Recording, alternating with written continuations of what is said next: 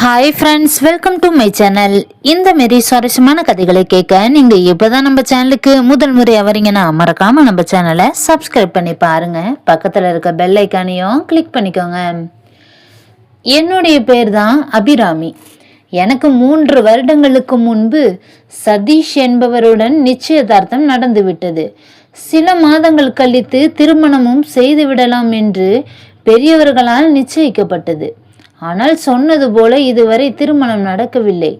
ஏனென்றால் என்னுடைய மாமியார் இறந்து விட்டார். சதீஷ் என்பவனுடன் கல்லூரியில் படித்தவர்தான். இருவரும் படிக்கும்போது காதலித்து வந்ததால் திருமணம் செய்து கொள்ள ஆசைப்பட்டோம். அதன்படி பெரியோர்களிடம் பேச அவர்களும் எந்த எதிர்ப்புமே தெரிவிக்கவில்லை. அனைத்து வகையிலும் ஒத்துப்போனார்கள். சந்தோஷமாகவும் சம்மதித்தார்கள். நிச்சயதார்த்தம் நடந்து 3 வருடங்கள் கடந்து விட்டதால் எனக்கு கஷ்டமாகி போனது. காரணம், எனக்கு கீழே 2 தங்கைகள் உள்ளார்கள். எனது வீட்டில் எத்தனை தொந்தரவு செய்ய ஆரம்பித்து விட்டார்கள். சதீஷுடன் சொல்லி சீக்கிரம் கல்யாணத்தை நடத்தும்படி நானும் இது பற்றி பல முறை சதீஷிடம் கூறி வந்தேன். ஆனால் அவரோ எனது அப்பா காலதாமதம் செய்கின்றார், அவரிடம் பேசி புரிய வைத்து விடுகின்றேன் என்று வாக்குறுதியை அளித்தார். ஒரு கட்டத்தில் பொறுமையை இழந்த நானும் சதீஷை நேரில் சந்தித்து எனது நிலைமையும் வீட்டில் உள்ள நிலைமையும் புரிய வைத்தேன். அது மட்டுமல்லாது திருமணம் ஆடம்பரமாக இல்லாவிட்டாலும் சிறிதாக நடத்திவிடலாம், பிறகு அனைத்தையும் பார்த்து கொள்ளலாம் என்று கூற சதீஷும் அதற்கு சம்மதித்தார். இந்த முறை சதீஷ் விடாப்பிடியாக இருந்ததால் அவரின் அப்பாவால் எதுவுமே செய்ய முடியவில்லை. நானும் நினைத்தது போலவே திருமணத்தை எளிமையாக நடத்தி வைத்தார் பெரியோர்கள். சந்தோஷமாக புகுந்த வீட்டிற்கு வந்து விட்டேன். அங்கு தொந்தரவுகள் என்று எதுவுமே இல்லை. மாமியாரும் இறந்து போனார். எனக்கு வருத்தமாகத்தான் இருந்தது. காரணம், நான் பழகியவரை அவர் நல்லவராகத்தான் காணப்பட்டார். எங்கள் திருமணத்தை காணாமல் இறந்து போனார் என்ற ஒரு வருத்தம் மட்டும்தான் எனக்கு இருந்தது. கணவர் வீட்டில் மாமனார் மற்றும் கணவரின் தங்கை மற்றும் கணவரை சேர்ந்த நாங்கள் 4 பேர் மட்டுமே. கணவரின் தங்கைக்கு 25 வயது இருக்கும். அவளின் சொந்த விருப்பத்திற்கேற்ப காரணம் தெரியவில்லை. மாமனார் என்னிடம் சரியா மற்றவர்களிடம் சரி அதிகமாக எதுவுமே பேச மாட்டார். ஏதாவது வேலை இருந்தால் மட்டும்தான் சொல்லுவார். அதிகமாக வீட்டிலும் இருக்க மாட்டார். கணவரும் மாமனாரும் சேர்ந்து தொழில் செய்வதனால் பெரும்பாலும் நாங்கள் இருவருமே வீட்டில் இருந்து கொண்டிருந்தோம். கணவரின் தங்கை திவ்யாவும் என்னுடன் சரியா அவர்களுடன் சரியாக பேச மாட்டாள். எப்போதும் அவள் அறையிலேயே தான் முடங்கி கொண்டு கிடப்பாள். ஏதாவது வேலை இருந்தால் மட்டும்தான் அவளும் பேசுவாள். அவள் பார்ப்பதற்கு அழகாகத்தான் இருப்பாள். நானும் ஆரம்பத்தில் அவள் எனக்கு நல்ல தோழியாக இருப்பாள் என்றுதான் எதிர்பார்த்தேன். ஆனால் அப்படி எதுவுமே நடக்கவில்லை. அது மட்டுமல்லாது மிகவும் பயந்த சுபாவகம். மாமனாரையும் அல்லது எனது கணவரையும் பார்த்தால் கூட தனது அறைக்குள் சென்று அமர்ந்து கொள்வாள். அவளின் நடவடிக்கைகளும் சில சமயம் வித்தியாசமாகத்தான் எனக்கு தோன்றியது. சில சமயம் தனிமையில் அமர்ந்து அழுவதை போலவும் தோன்றுவாள். நானும் பல முறை அவளிடம் கேட்டதுண்டு. ஆனால் எதற்கும் அவள் பதில் கூறியதே இல்லை. இப்படியாக அந்த வீட்டில் எனது திருமண வாழ்க்கை 2 ஆண்டையும் கடந்து விட்டது. இதுவரை எங்களுக்கு குழந்தை இல்லைதான். குழந்தைக்காக மருத்துவமனையில் சென்று பரிசோதிக்க அனைத்து நல்லபடியாகத்தான் உள்ளது என்று கூறினார்கள். சற்று பொறுமையாக இருங்கள், குழந்தை பிறந்து விடும் என்று மருத்துவர் மாத்திரைகளை கொடுத்து அனுப்பி வைத்தார்கள். சில நாட்கள் கழித்து ஒரு நாள் மாமனாரின் துணிகளை துவைப்பதற்காக எடுத்து வந்தேன். அதற்கு முன்பாக துணிகளில் ஏதாவது இருக்கின்றதா என்று தேடுவது எனக்கு வழக்கம். அப்போது அவரின் பையில் இருந்து ஒரு வித்தியாசமான பொருள் ஒன்று இருந்தது. அதை எடுத்து வெளியில் பார்க்க நான் அதிர்ந்து போனேன். காரணம், அது ஒரு ஆணுரை. திக்கிட்டு போன நானும் அதை வீசி எறிந்து விட்டேன். என்னால் ஒன்றுமே பேச முடியவில்லை. எதற்காக மாமனாரின் உடையில் இது இருந்தது என்று யோசித்து குழம்பியே போனேன். என் மாமனார் கண்டிப்பானவர்தான். ஆனால் இதை போல ஒரு காரியங்களை செய்வாரா என்று நான் எதிர்பார்க்கவே இல்லை. அவர் தவறு செய்யாமல் அதே போல ஒரு பொருள் அவரிடம் இருப்பதற்கும் வாய்ப்பில்லை. இந்த வயதான காலத்தில் இது தேவையானதா என மனதிற்குள் அவரை திட்டிக் கொண்டிருந்தேன். இதை பற்றி நானும் யாரிடமும் கூறவில்லை. என் மாமனாருக்கு அதிக வயசு என்று சொல்லிவிட முடியாது. இளம் வயதிலேயே திருமணம் செய்து கொண்டதால் இன்னும் சற்று இளமையாகத்தான் இருந்தார். அதனால்தான் இதை போல காரியங்களை செய்து வருகின்றார் என்று எனக்கு தோன்றியது.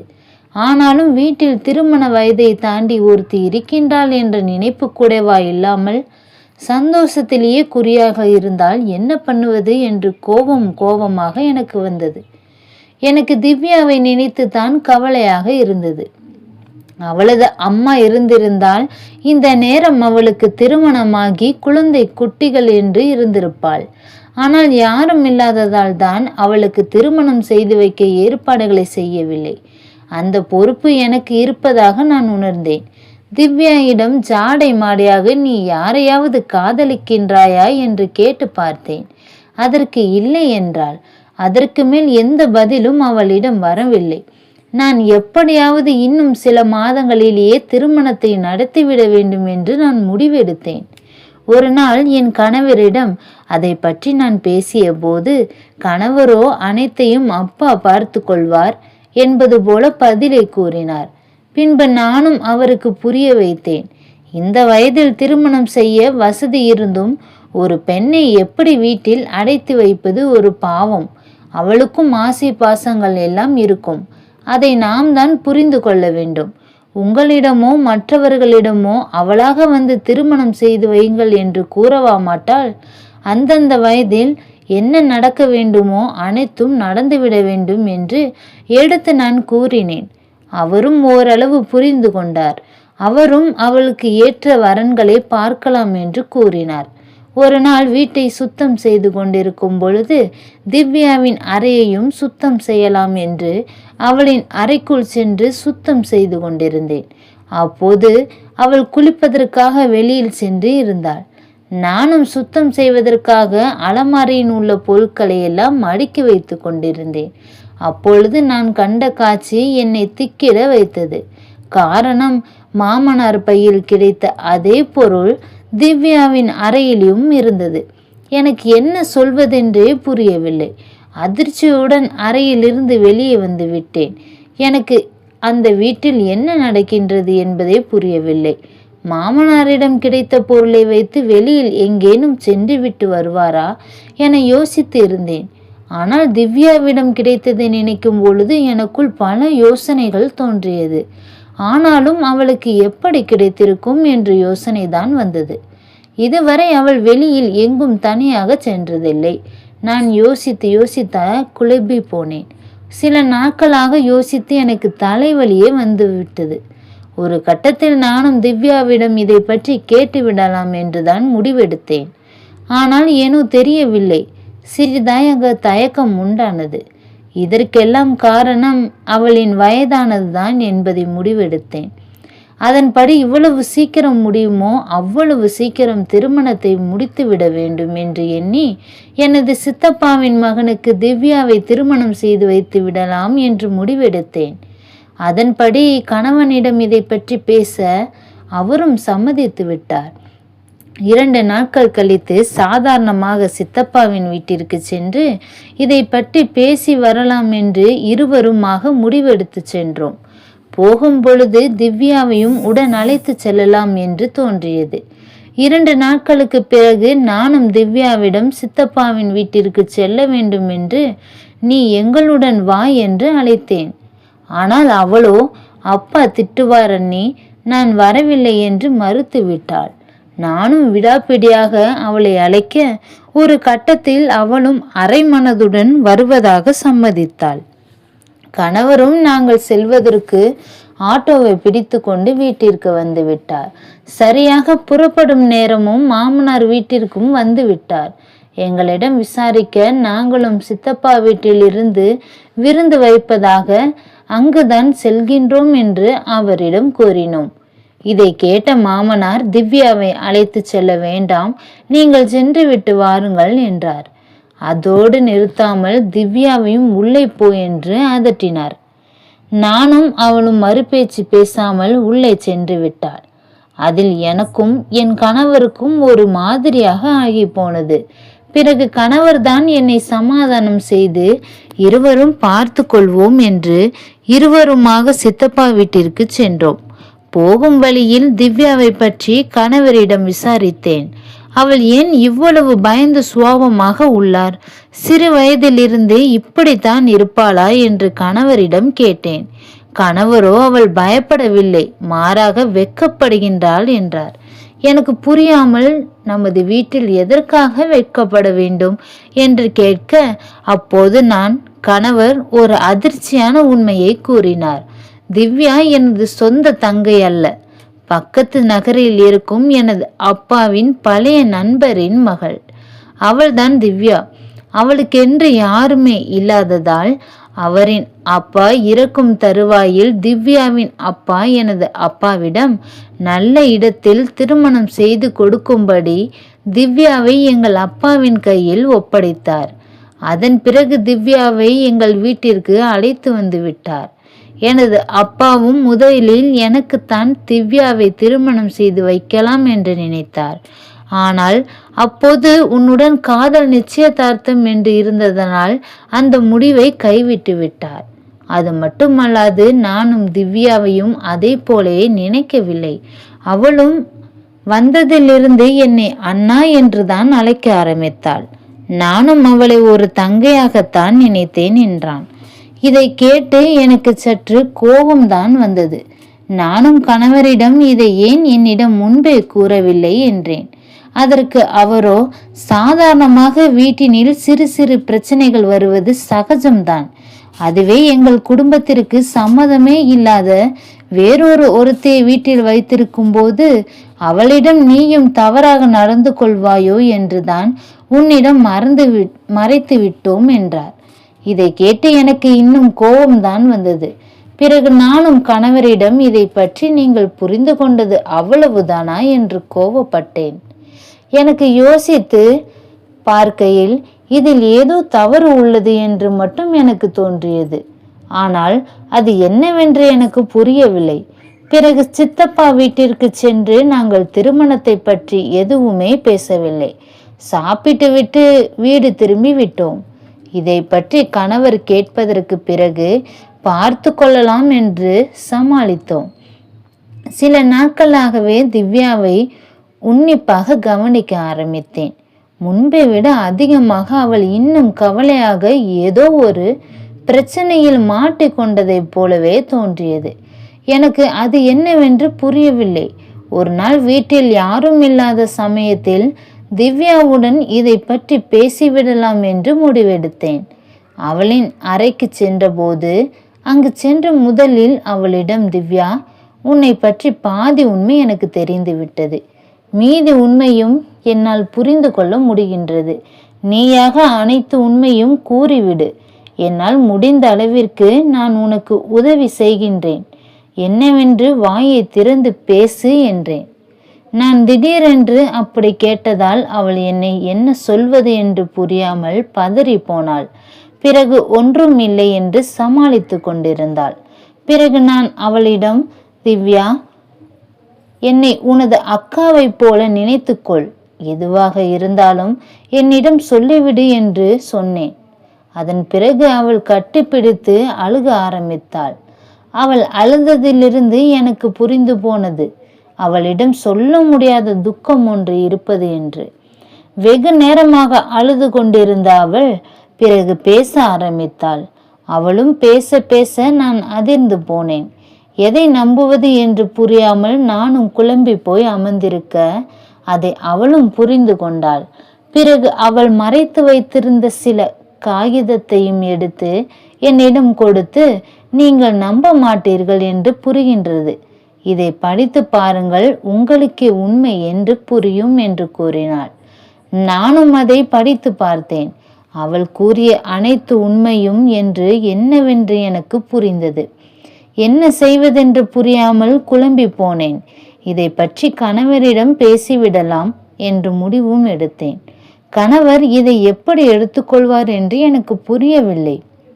அதை பேசுவதற்கு எனது வீடு நல்ல இடம் என்ன என்பதை புரிந்து கொண்டு அன்று இரவே கணவரை வெளியில் சாப்பிடலாம் என்று சொல்லி கூட்டம் நிறைந்த ஒரு ஹோட்டலுக்கு அழைத்து சென்றேன். கணவரும் சந்தோஷமாக என்னுடன் வந்தார். அங்கு சென்று பார்க்கத்தான் நினைப்பதை விட கூட்டம் அதிகமாகவே இருந்தது. எனக்கு அதான் வேண்டும் என்றேன்.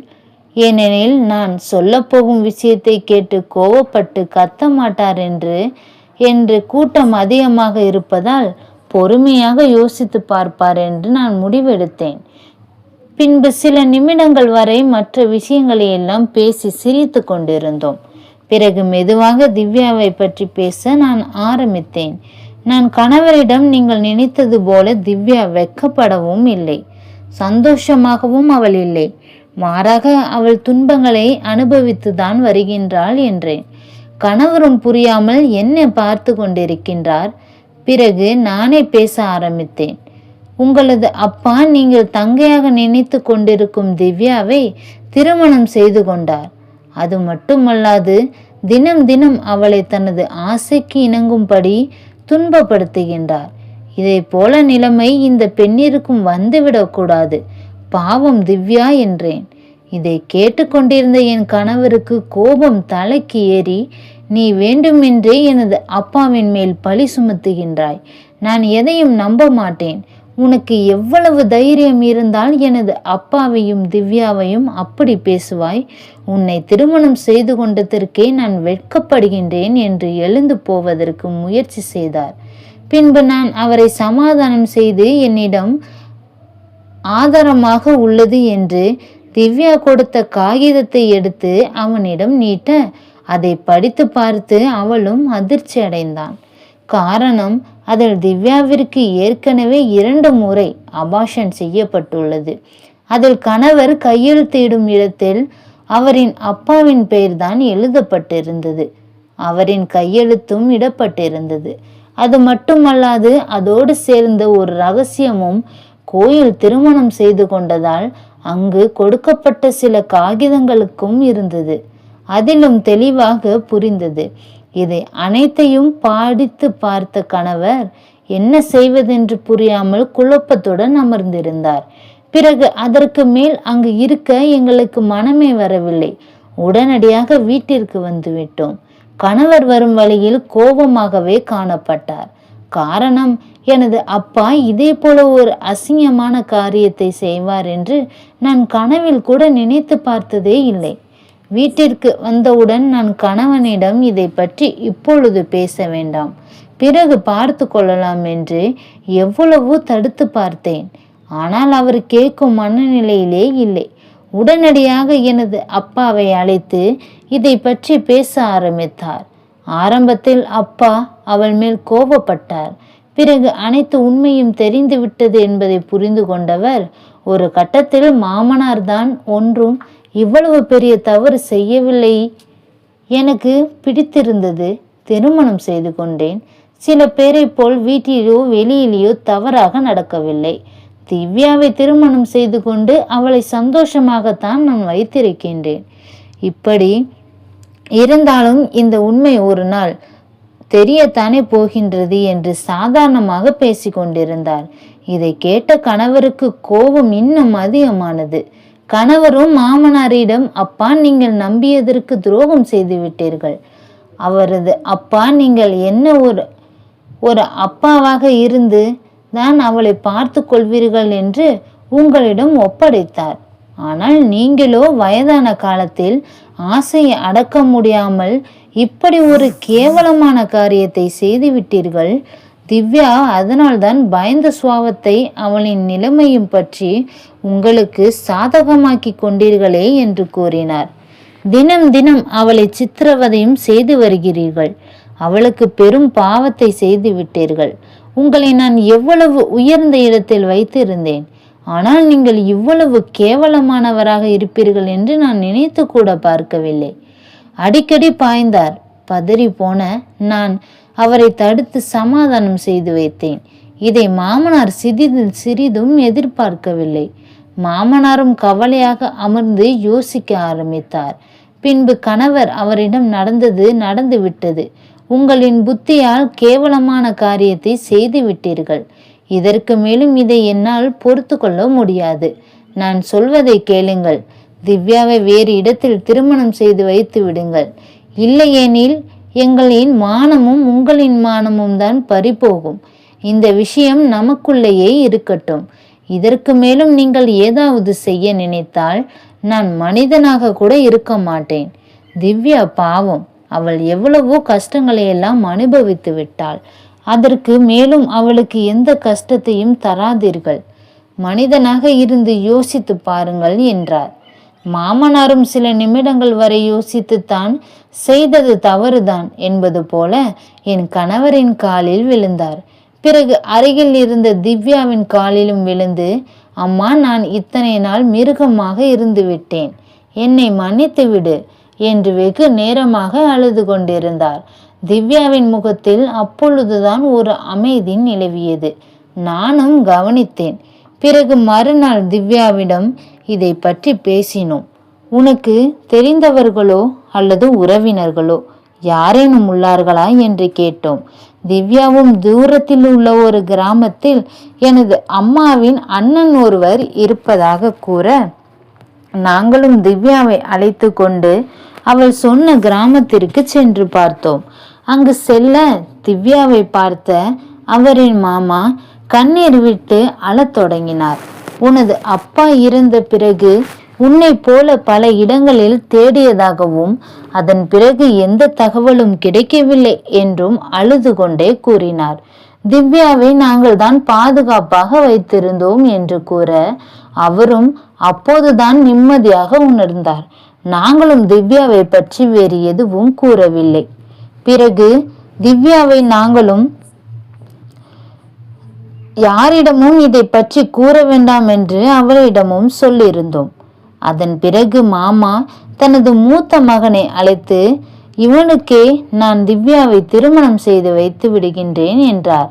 இவனும் சிறு வயதிலிருந்தே திவ்யாவின் மேலே ஆசை கொள்கின்றான். இவ்வளவு நாள் எனது மருமகளை பார்த்து கொண்டதற்கு நன்றி என்றார். இதை கேட்ட நாங்களும் சந்தோஷப்பட்டோம். காரணம், திவ்யாவிற்கு ஒரு நல்ல வாழ்க்கை அமைய போகின்றது என்று. சில நாட்களிலே திருமணமும் நல்லபடியாக நடந்து முடிந்தது. எனது கணவர் தனது அப்பா செய்த பாவத்திற்காக அவர் சேர்த்து வைத்திருந்த சொத்தில் பாதி பகுதியை திவ்யாவிற்கு எழுதி வைத்தார். திவ்யாவின் மாமா மறுத்தும் எனது கணவர் எனது தங்கைக்கு தான் செய்ய வேண்டிய முறையை என்று கூறி கொடுத்து விட்டு வந்தார். என்னிடம் திவ்யா அக்கா, உங்களால் தான் நான் இவ்வளவு சந்தோஷமாக இப்போதைக்கு உள்ளேன். அந்த நரகத்திலிருந்து என்னை காப்பாற்றியவர் நீங்கள்தான். அதற்கு உங்களுக்கு எவ்வளவு நன்றி சொன்னாலும் அதற்கு ஈடே ஆகாது அண்ணி என்றாள். நானும் அவளிடம், திவ்யா, எனது மாமனார் செய்தது மிக பெரிய தவறு. வயதான காலத்தில் ஏதோ ஒரு சபலத்தை செய்து விட்டார். நீயும் அதை நினைத்து மீதம் இருக்கும் வாழ்க்கையை தொலைத்து விடாதே. இந்த விஷயத்தை யாரிடமும் கூறி அவர்களிடம் நிம்மதியையும் தொலைத்து விடாதே. பெண்களால் பிறந்து நமக்கு நிறைய ரகசியங்கள் இருக்கும். அதை அனைத்தையும் கணவரிடமும் கூற வேண்டும் என்று அவசியமில்லை. பார்த்து நடந்து கொள். மீதம் இருக்கும் வாழ்க்கையை சந்தோஷமாக தொடங்கு என்று கூறி ஆசீர்வதித்து விட்டு வந்தாள். சில நாட்கள் வரை மாமனார் எங்களிடம் எதுவுமே பேசவில்லை. எப்பொழுதுமே எனது அறையில் இருந்து முடங்கி கிடந்தார். அவரின் முகத்திலேயே நான் தவறு செய்து விட்டேன் என்று தெரிந்தது. பிறகு ஒரு நாள் என்னை நினைத்தாரோ என்று தெரியவில்லை. என்னை தேட வேண்டாம், இவ்வளவு பெரிய பாவத்தை சுமந்து கொண்டு என்னால் உங்களுடன் நிம்மதியாக வாழ முடியாது என்றார். எனக்கு எங்கு அமைதி கிடைக்கின்றதோ அங்கே நான் செல்கின்றேன். யாருக்கும் எந்த தொந்தரவும் செய்ய மாட்டேன். என்னை மன்னித்து விடுங்கள் என்று ஒரு கடிதம் ஒன்றை எழுதி வைத்து விட்டு சென்று விட்டார். என் கணவரும் சில நாட்கள் வரை தெரிந்தவர்களிடம் நண்பர்களிடமும் மாமனாரை பற்றி விசாரித்தார்கள். ஆனால் எந்த தகவலும் இல்லை. பிறகு சிறிதாக மறைத்து விட்டோமோ, காரணம் அவர் எவ்வளவு பெரிய தவறை செய்திருந்தார். எங்களின் வாழ்க்கையும் எந்த குறையுமின்றி சந்தோஷமாகத்தான் சென்று கொண்டிருந்தது. இந்த கதை பிடிச்சிருந்துச்சு அப்படின்னா லைக் அண்ட் ஷேர் பண்ணுங்க. கீழே இருக்க கமெண்ட் பாக்ஸில் கமெண்ட் பண்ணுங்க. தேங்க்ஸ் ஃபார் வாட்சிங்.